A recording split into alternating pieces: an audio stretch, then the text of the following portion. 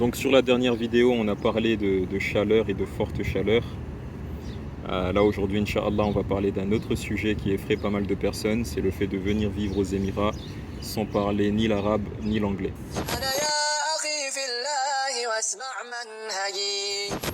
Assalamu alaikum, bienvenue sur ma chaîne Abou Mariam Vivre aux Émirats pour cette nouvelle vidéo où on va parler donc de l'importance de l'anglais et de l'arabe lorsqu'on envisage de venir vivre ici aux Émirats. Donc on va essayer de répondre à la question, est-ce que c'est possible de s'installer aux Émirats si on ne parle ni anglais ni arabe? C'est mon avis sur la question par rapport à ce que j'ai observé, par rapport aux personnes que j'ai pu rencontrer, etc. Donc si on envisage de travailler pour une entreprise ici, d'être salarié ici, de travailler, donc d'être amené à échanger régulièrement avec des locaux, que ce soit des Arabes, ni des Émiratis, ou que ce soit d'autres Arabes ou des personnes d'autres pays qui sont installés ici aux Émirats, bah, ça va être très compliqué de ne pas parler anglais. Et, je pense qu'on peut s'en sortir sans l'arabe.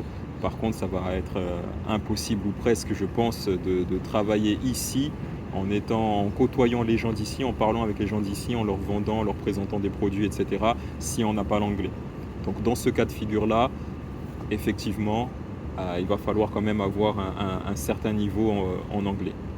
Donc voilà, en dehors de ceux qui comptent être salariés ici localement, travailler localement avec des locaux, bah, il me semble que c'est largement possible de s'en sortir sans parler anglais ni arabe. Moi, les frères que j'ai rencontrés ici et qui ne sont pas très bons en arabe ou en anglais, bah, il y a trois profils de travailleurs. Il y a ceux qui travaillent avec des entreprises françaises, donc qui sont amenés à parler que en français, puisqu'ils travaillent avec des professionnels français. Il y a ceux qui travaillent d'ici avec des clients français.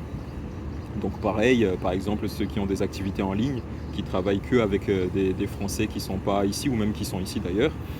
Et enfin, il y a ceux qui travaillent avec des Français mais qui sont amenés quand même à avoir beaucoup d'échanges ici localement. Par exemple, typiquement, c'est les shoppers. Donc moi, par exemple, j'en connais qui n'ont pas un très bon niveau d'anglais ni d'arabe et qui vivent de ça. Donc je pense qu'ils ont quand même développé un certain vocabulaire autour de leur activité, mais sans être des experts ni en anglais ni en arabe.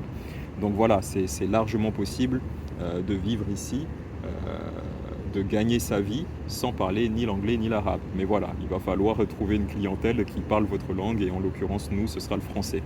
En dehors de la question du travail, donc c'est le quotidien. En dehors du travail, des fois on se demande comment je vais faire pour les paperasses, comment je vais faire pour aller faire les courses, pour demander mon chemin, etc. si je suis mauvais en anglais.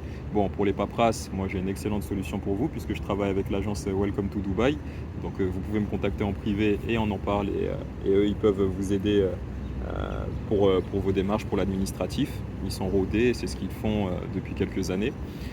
Et pareil pour le quotidien.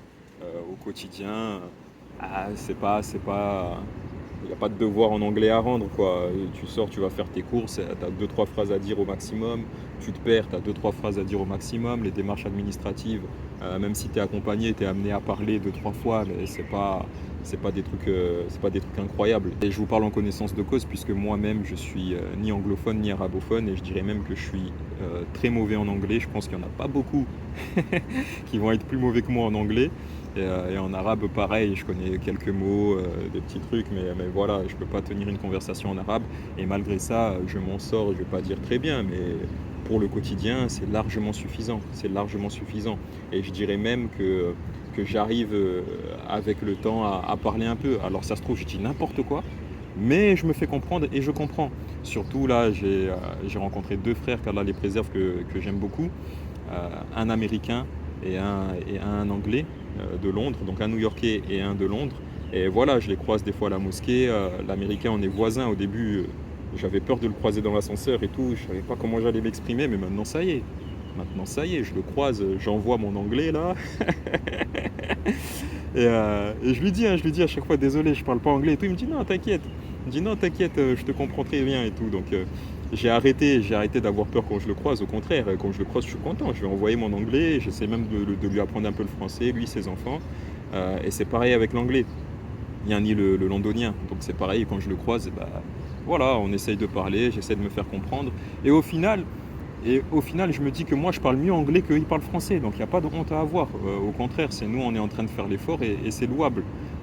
Donc, alhamdoulilah, en réalité, la chose qui est impossible en venant ici, selon moi, c'est impossible de venir ici si on n'a pas l'anglais ni l'arabe et qu'on ne veut pas faire d'efforts.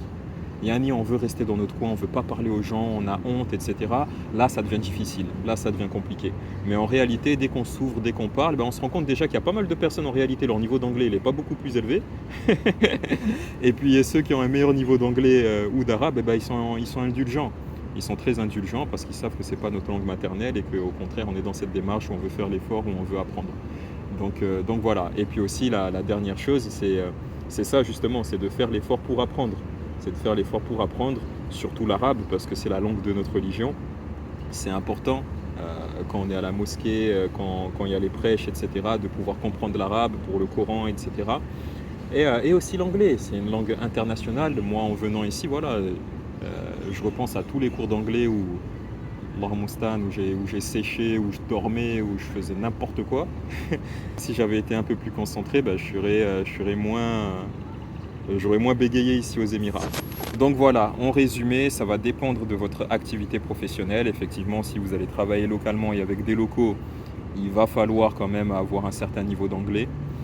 Autrement, si vous allez travailler avec des Français, si vous allez travailler sur Internet, eh ben, vous pouvez vous en sortir sans l'anglais et sans l'arabe. Et pour le quotidien, je pense que votre niveau d'anglais suffira largement. Moi, mon niveau d'anglais, je ne sais pas comment le qualifier, mais il est éclaté. Hein. Il est vraiment moyen. Et je m'en sors. Et même, j'ai des frères anglophones avec qui je parle. Et quand je dis parler avec eux, bah, je peux parler 5 minutes, 10 minutes. Peut-être il y en a, ils vont rigoler, ils vont dire 5 minutes, c'est rien du tout. Mais en vrai, pour quelqu'un qui n'est pas anglophone, 5 minutes, c'est beaucoup. Hein. C'est beaucoup. Donc voilà, vraiment, c'est pas de la publicité mensongère. Si je vous dis que vous pouvez vivre ici aux Émirats sans l'anglais et sans l'arabe, c'est que vous pouvez parce que c'est ce que moi-même je vis. Par contre, encore une fois, il faudra être dans une optique où vous êtes ouvert, où vous n'êtes pas trop timide, où vous êtes prêt à essayer et surtout dans une optique où vous voulez apprendre. Non. Donc, faut pas utiliser ça comme excuse. Je parle de moi, mais je ne suis pas le seul. Hein. Il y en a plein ici, en réalité, ils n'ont pas l'anglais, ils n'ont pas l'arabe, et ils vivent ici parfois depuis des années. Bien sûr, ceux qui sont là depuis des années, bah, ils ont amélioré leur niveau. Mais voilà, moi j'en connais même des entrepreneurs qui ont des commerces physiques, et ils m'ont dit, moi quand je suis arrivé ici, je ne parlais pas un mot d'arabe, et puis l'anglais j'aimais bien, mais j'étais mauvais, etc. Donc voilà, si eux ils ont pu le faire, ils ont ouvert des boutiques, ils sont salariés dans des bonnes boîtes, ils sont entrepreneurs, etc.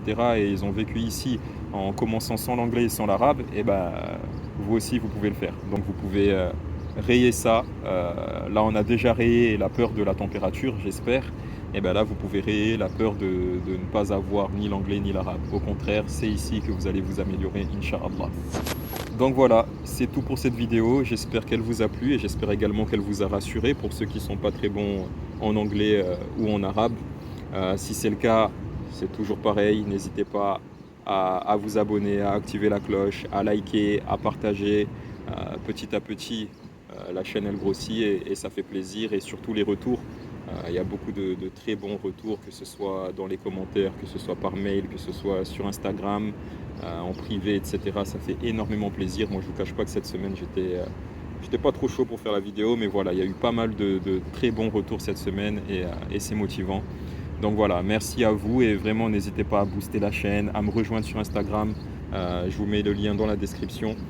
Et sur les différents réseaux, à aller sur le site. Donc actuellement il y a un e-book offert sur l'installation aux Émirats. Donc pour ceux vraiment qui n'ont pas les infos de base, ça peut être très intéressant et même pour les autres, hein, je suis sûr que vous allez apprendre des choses. Moi-même en faisant l'e-book j'ai appris des choses. Donc voilà, c'est tout pour cette vidéo et je vous dis à bientôt, Inch'Allah.